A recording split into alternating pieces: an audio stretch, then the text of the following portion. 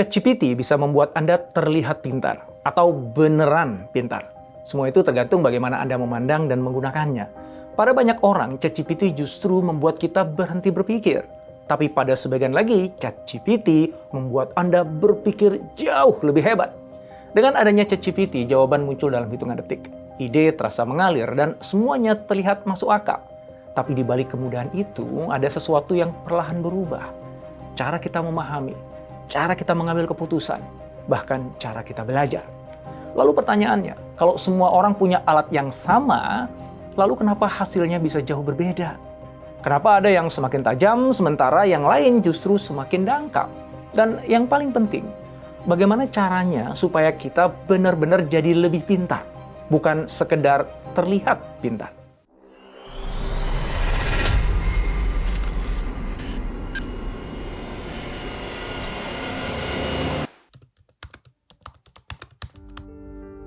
Ternyata masalahnya bukan pada teknologinya. ChatGPT hanyalah alat, tapi cara kita menggunakannya, nah itulah yang menentukan hasil akhirnya.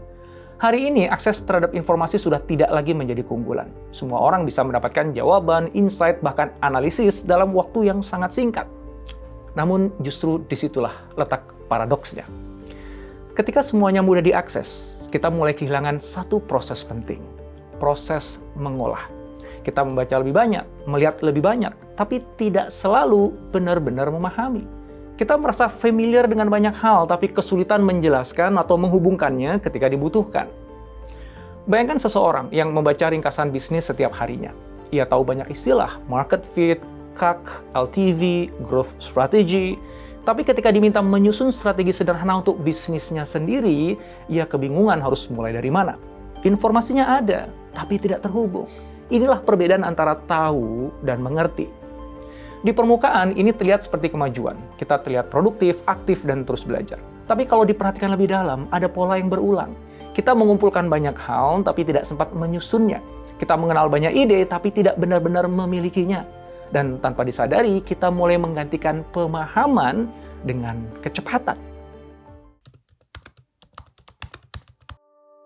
Fenomena ini berakar dari sesuatu yang sangat manusiawi. Ilusi pemahaman. Ketika kita sering terpapar suatu informasi, otak kita mulai merasa bahwa kita sudah menguasainya. Padahal, mengenali tidak sama dengan memahami. Masalahnya semakin kompleks karena kita hidup di tengah overload informasi. Setiap hari kita terpapar begitu banyak konten. Kita lompat dari satu artikel ke artikel lain, dari satu video ke video lain, dari satu insight ke insight berikutnya. Kita merasa sedang belajar, padahal sebenarnya hanya berpindah konteks tanpa pernah menyelesaikan satu pemahaman secara utuh. Contohnya sederhana. Katakanlah Anda mencari cara meningkatkan penjualan. Lalu Anda membaca satu artikel, pindah ke video YouTube, juga membuka thread dari X, lalu kembali lagi ke ChatGPT untuk merangkum semuanya. Setelah 1 jam, Anda merasa sudah belajar banyak. Tapi ketika harus memutuskan satu langkah konkret untuk bisnis Anda hari ini, Anda malah bingung. Akibatnya, energi kita habis bukan untuk berpikir, tapi untuk mengkonsumsi informasi. Fokus terpecah, gambaran besar menghilang. Informasi yang seharusnya membantu justru menumpuk jadi beban. Kita jadi lebih mudah terdistraksi oleh hal yang menarik, bukan yang penting. Saat harus mengambil keputusan, kita sering mengandalkan apa yang paling familiar atau yang paling mudah diingat, bukan yang paling tepat. Misalnya, kita memilih strategi yang terlihat keren karena sering muncul di konten, bukan karena paling relevan dengan kondisi kita. Nah, disinilah kualitas berpikir mulai terpengaruh. Dampaknya tidak berhenti di cara kita belajar. Ia terbawa ke cara kita bekerja, mengambil keputusan, dan menciptakan sesuatu yang bernilai. Di dunia riset misalnya, banyak peneliti menghabiskan waktu berminggu-minggu hanya untuk membaca jurnal tanpa benar-benar menemukan arah. Ketika akhirnya harus menentukan research gap, mereka sering memilih topik yang aman, karena terlalu banyak informasi yang tidak tersusun.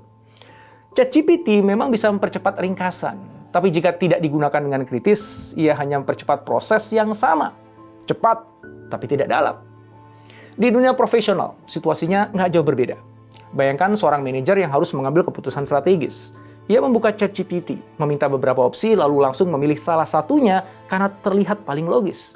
Tanpa diuji, tanpa dibandingkan dengan konteks nyata. Keputusan yang diambil cepat, tapi fondasinya rapuh. Bahkan dalam konteks sehari-hari, pola ini juga muncul. Misalnya saat seseorang ingin berpindah karir. Ia meminta rekomendasi ke ChatGPT, mendapatkan beberapa pilihan, lalu merasa sudah memiliki arah.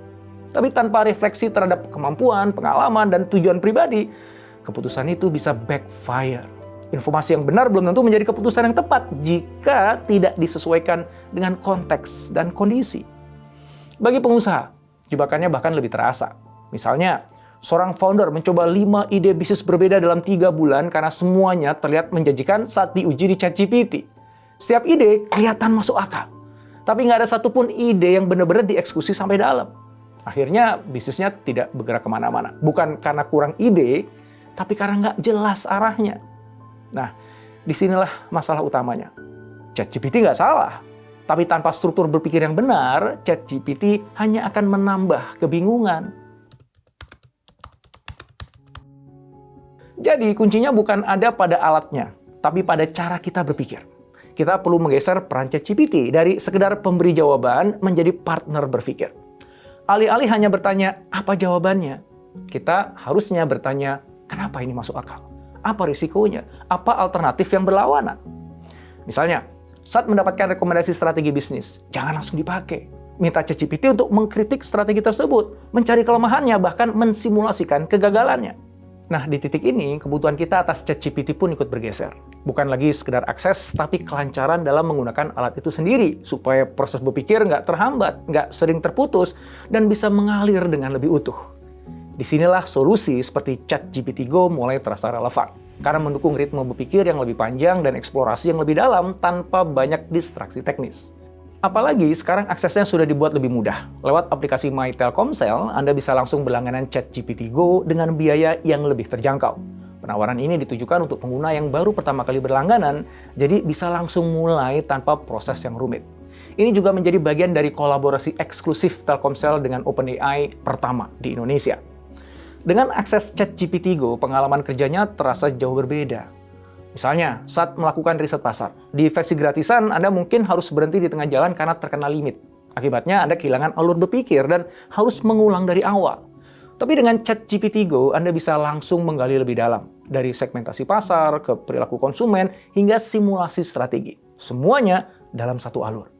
Atau saat brainstorming ide bisnis. Alih-alih terhenti di 2-3 ide, Anda bisa terus mengeksplorasi, membandingkan, dan memprioritaskan tanpa kehilangan momentum. Bahkan, Anda bisa menyusun decision framework sederhana. Menilai setiap ide berdasarkan dampak, risiko, dan resource, sehingga pilihan yang diambil bukan hanya yang menarik, tapi yang juga terarah. Ada 3 pelajaran penting yang bisa kita petik dari bahasan ini. Pertama, kecepatan tidak sama dengan kedalaman. Hanya karena informasi bisa didapat dengan cepat, bukan berarti kita benar-benar memahaminya. Yang kedua, alat hanya memperkuat cara kita berpikir. Jika kita sudah terstruktur, maka ia akan membuat kita semakin tajam. Tapi kalau belum, ia justru akan menambah kebingungan kita. Yang ketiga, berpikir itu bukan tentang mengumpulkan informasi, tapi menyusun dan menguji. Tanpa proses itu, semua insight hanya akan lewat tanpa meninggalkan dampak. Maka mulai sekarang, yuk kita ubah cara kita menggunakan ChatGPT. Jangan hanya mencari jawaban, namun gunakan itu untuk berpikir. Uji ide Anda, tantang asumsi Anda, susun kembali pemahaman Anda. Coba satu kebiasaan baru. Setiap selesai berdiskusi dengan ChatGPT, rangkum kembali dengan kata-kata Anda sendiri tanpa melihat jawabannya. Jika Anda kesulitan, itu tanda bahwa pemahaman Anda belum utuh. Nah, dari situ Anda tahu bagian mana yang perlu didalami lagi. Karena pada akhirnya, dunia tidak akan menjadi lebih sederhana. Informasi akan terus bertambah, pilihan akan terus datang. Ketika cara berpikir kita benar dan alat yang digunakan tepat, saat itulah kita akan bisa membuat keputusan dengan lebih baik. Di dunia seperti sekarang, keunggulan bukan lagi tentang siapa yang tahu lebih banyak, tapi siapa yang bisa berpikir lebih dalam, lebih tenang, dan lebih tepat di tengah semua informasi yang tersedia.